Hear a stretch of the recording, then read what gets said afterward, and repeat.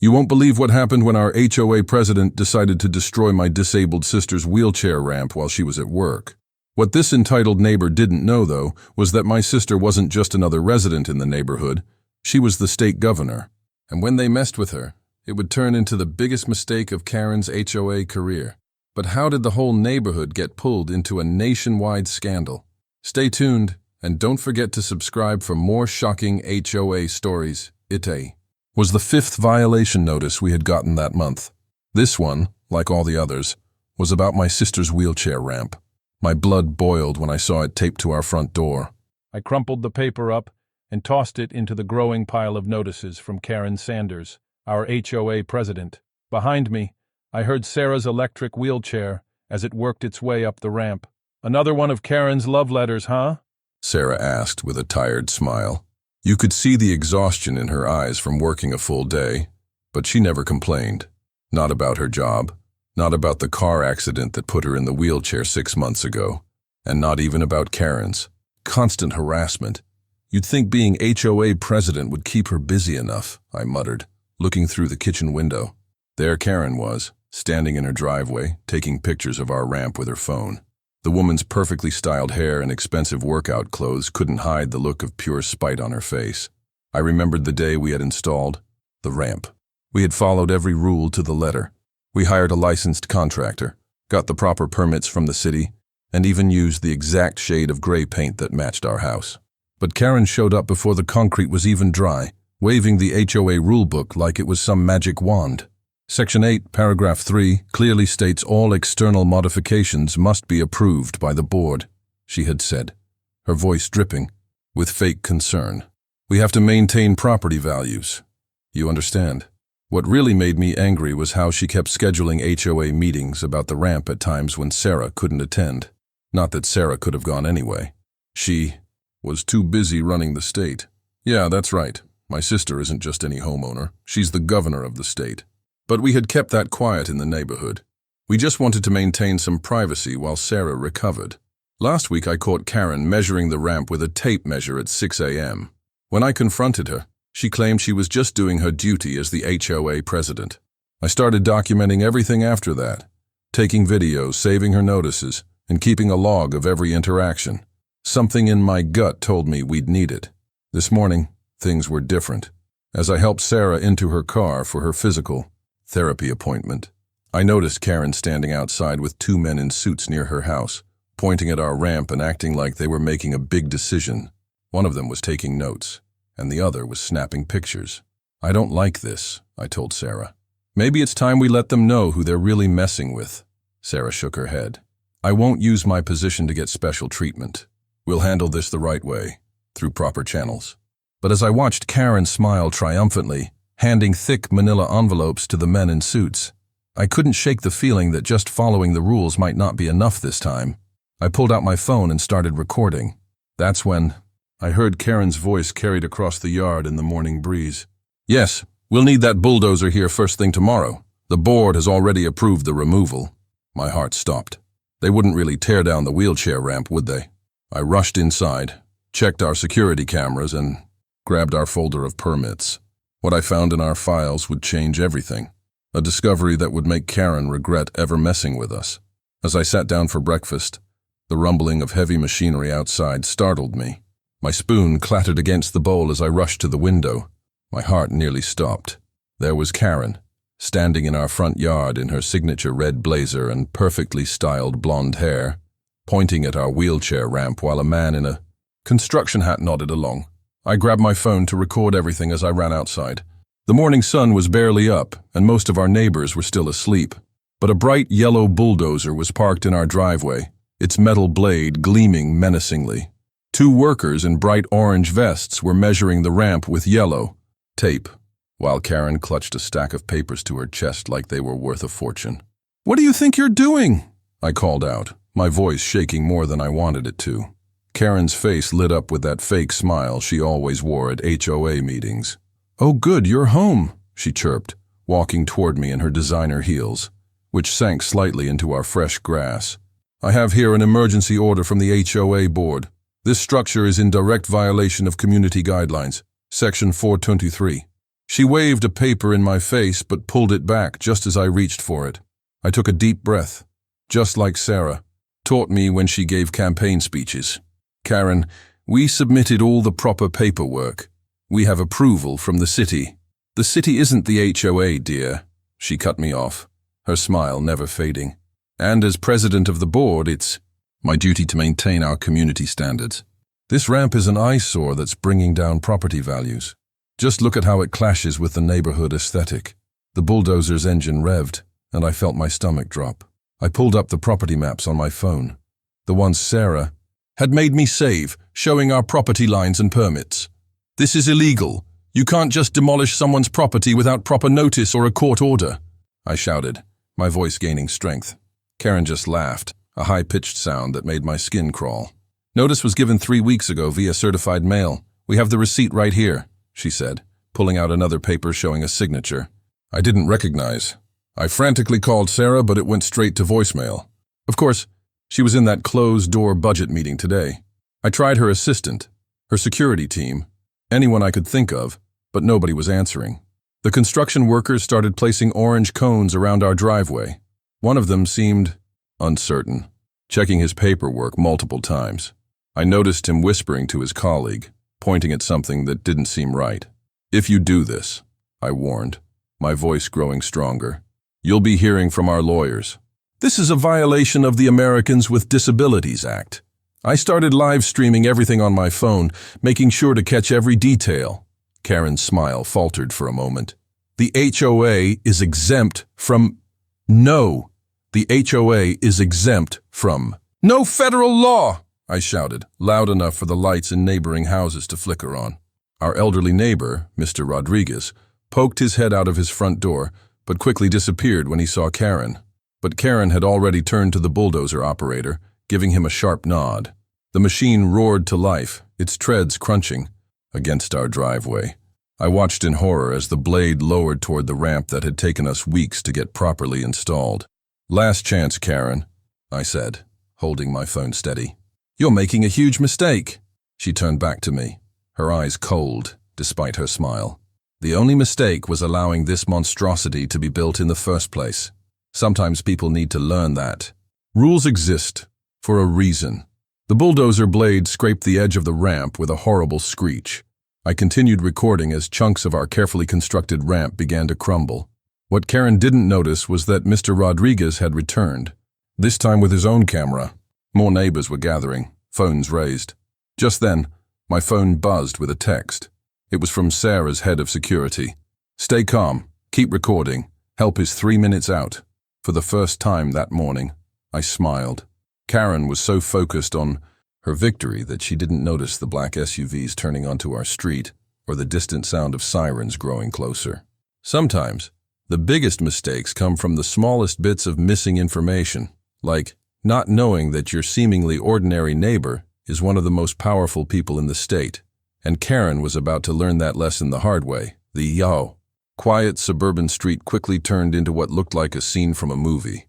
Just as Karen was busy high-fiving her cronies over their successful removal of the eyesore, the first black SUV rounded the corner, followed by another, and then another. Red and blue lights began flashing everywhere. My hands were shaking as I pressed record on my phone. This was going to be good. The look on Karen's face shifted from smug satisfaction to confusion as 3 state police cruisers pulled up, followed by 5 identical black government vehicles. The neighbors who had been peeking through their curtains all day now spilled onto their front lawns, and it was clear everyone knew something big was about to happen. "What is all this?" Karen demanded, her voice cracking slightly. "This is a private neighborhood matter." That's when Sarah's lead security detail stepped out, scanning the area before opening the back door of the center SUV. The street fell dead silent as my sister Sarah rolled out in her wheelchair, wearing her official governor's blazer and the stern expression I had only seen her use during major press conferences. "Actually, Mrs. Sanders," Sarah's voice rang out, clear and strong, "this became a state matter the moment you violated federal disability protection laws." She wheeled forward, her security team moving in perfect formation around her. "Not to mention, you've been destroying state property without authorization." Karen's face went through about 5 different emotions in 3 seconds. State. Property, she squeaked. Yes, Sarah continued, pulling out her phone. Would you like to see the deed? Or should we discuss the Americans with Disabilities Act first? I'm particularly familiar with Title II, having just signed new state protections last month. The crowd of neighbors had grown larger. I could spot at least a dozen phones recording everything. Mrs. Jenkins from across the street was already live on Facebook. But the HOA bylaws clearly state, Karen stammered. Interesting you should mention those, Sarah interrupted, motioning to her assistant who stepped forward with a thick binder. My legal team has been reviewing your HOA's bylaws all afternoon. Would you like to know what we found? I watched as Karen's HOA board members started quietly backing away from her. Smart move, Sarah said. Multiple violations of state housing laws, discriminatory practices, she paused for effect, and irregular financial records going back 3 years. The crowd gasped. I zoomed in on Karen's face with my phone as it turned wider than those violation notices she loved so much. This isn't... I didn't know, Karen sputtered. That I was the governor? Sarah finished for her. Or that bulldozing. A disabled person's access ramp without proper notice or permits is a federal offense. 2 state investigators stepped forward, notebooks in hand. Behind them, I could see news vans starting to pull up at the end of our street. Mrs. Sanders, one of the investigators, spoke up. We'll need you to come with us to answer some questions about today's events and these financial discrepancies. As Karen was led away, still mumbling about property values and HOA bylaws, Sarah turned to address the gathered crowd. She looked every bit the leader she was, even sitting in her wheelchair surrounded by the rubble of our ramp. My fellow neighbors, she began. Today we have an opportunity to discuss what community really means. She gestured to the destroyed ramp. This isn't just about me or my access to my home. This is about every person's right to live with dignity in their own community. The faces in the crowd showed shame, anger, and most importantly, understanding. But as I watched Karen being escorted to a police car, still clutching her HOA rule book, I couldn't help but wonder what would happen to our peaceful neighborhood after this explosive evening. And more importantly, how many other HOAs out there were pulling the same tricks Karen had been getting away with for years? The morning after the bulldozing incident, I woke up to my phone buzzing like crazy. Our security camera footage had gone viral overnight, and news vans were already lined up outside our house. But that wasn't even the craziest part. My old high school friend, who became a civil rights lawyer, had called with shocking news about Karen's past HOA violations. I couldn't believe my eyes when I opened the files he sent. Karen had been sued 3 times before for similar stunts in other neighborhoods, but she'd always managed to settle quietly and move on to terrorize a new HOA. This time she'd picked the wrong house on the wrong day. Sarah, being the amazing governor she is, didn't just get mad, she got organized. She called an emergency press conference right on our front lawn, with the destroyed ramp pieces still scattered behind her. The reporters went wild when she pulled out a stack of papers showing how Karen had broken not just federal disability laws, but also violated 17 different state housing regulations. But here's where it gets really interesting. Our elderly neighbors started coming forward one by one. Mrs. Chen from across the street revealed how Karen had forced her to remove her medical garden. Mr. Rodriguez showed documentation of how she'd fined him for having a wheelchair lift installed for his veteran father. Even the quiet Baker family spoke up about being threatened with fines for their autistic son's sensory-friendly playground equipment. The neighborhood I had known for years suddenly felt different. People were talking to each other, sharing stories, and standing together. Karen tried to call an emergency HOA meeting to address these unfounded accusations, but nobody showed up, except her 2 loyal followers from the board. Meanwhile, Sarah had invited disability rights advocates to our house, and half the neighborhood came to learn about accessible housing rights. Just when we thought things couldn't get more intense, someone leaked Karen's HOA financial records. It turns out she'd been using the fines she collected to pay for her own home renovations, claiming they were board-approved community improvements. The HOA's lawyer quit on the spot, and 3 board members resigned, sending angry emails that somehow made their way to the local news. But Karen still wouldn't back down. She showed up at our house the next morning with a cease and desist letter, demanding we stop spreading lies about her. What she didn't expect was to walk right into a meeting between Sarah and the state housing commissioner, who was very interested. in reviewing every HOA decision Karen had made in the last 5 years. The look on Karen's face when she realized her HOA reign of terror was crumbling around her was almost worth all the drama. Almost. But the best part was watching our neighbors put up report accessible housing signs in their yards, one by one, until Karen's house stood alone without one. The news helicopters circling overhead captured it all. By sunset, our story had made national headlines. As I watched more neighbors gather on our lawn that evening, sharing stories and planning a new inclusive HOA, I couldn't help but wonder, how had one wheelchair ramp sparked such a massive change? But the night wasn't over yet. Sarah had just received some interesting documents about the bulldozing company's connection to Karen's private contracting business. The next morning, I woke up to hundreds of messages from neighbors sharing their own HOA horror stories. My phone kept buzzing with news reporters wanting to talk about what happened. But what really caught my attention was the email from Mrs. Rodriguez, our elderly neighbor who Karen had fined last month for having a garden gnome. She had proof of Karen breaking other laws too. I printed out every HOA rule and spent the whole day highlighting the parts Karen had ignored. Sarah's legal team found out Karen had never even filed the right papers to become HOA president. She just took over when the old president moved away, and nobody dared to question her. The more we dug, the more dirt we found. Then something amazing happened. Our story reached Tommy Chin, a famous YouTube lawyer who makes videos about unfair housing rules. He flew in to meet with Sarah and offered to help us sue Karen and the HOA for free. His video about our case got millions of views in just one day. Karen tried to save herself by calling an emergency HOA meeting, but this time was different. Instead of her usual empty room with 2 sleepy neighbors, the community center was packed. People who'd never spoken up before shared stories of Karen's bullying. Mr. Jenkins showed pictures of his daughter's treehouse that Karen made him tear down. The Wilson family talked about their Christmas lights Karen said were too bright. Sarah rolled up to the microphone and didn't just talk about the ramp. She revealed her big plan. She'd been working on a new law to protect homeowners from HOA abuse. The room erupted in cheers when she announced it would be called the Right to Home Happiness Act. But the best part? Our security camera footage showed Karen had lied on official papers about getting permission to bulldoze the ramp. That's when her own lawyer dropped her case. 2 days later, we watched Karen pack up her prized rose bushes, the ones she'd forced everyone else to copy, and move away. The new HOA board is amazing. They turned the old violations office into a community help center. Now, instead of sending fines, they send welcome baskets to new neighbors. They even started a program to help elderly residents with home repairs. Sarah's ramp got rebuilt, but better than before.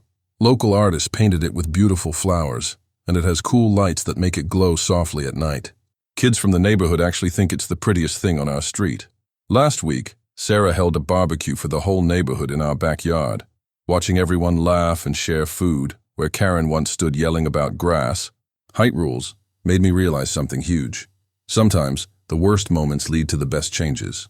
Remember that bulldozer company? They now offer free ramp installations to disabled residents across the state, and their CEO personally apologized to Sarah.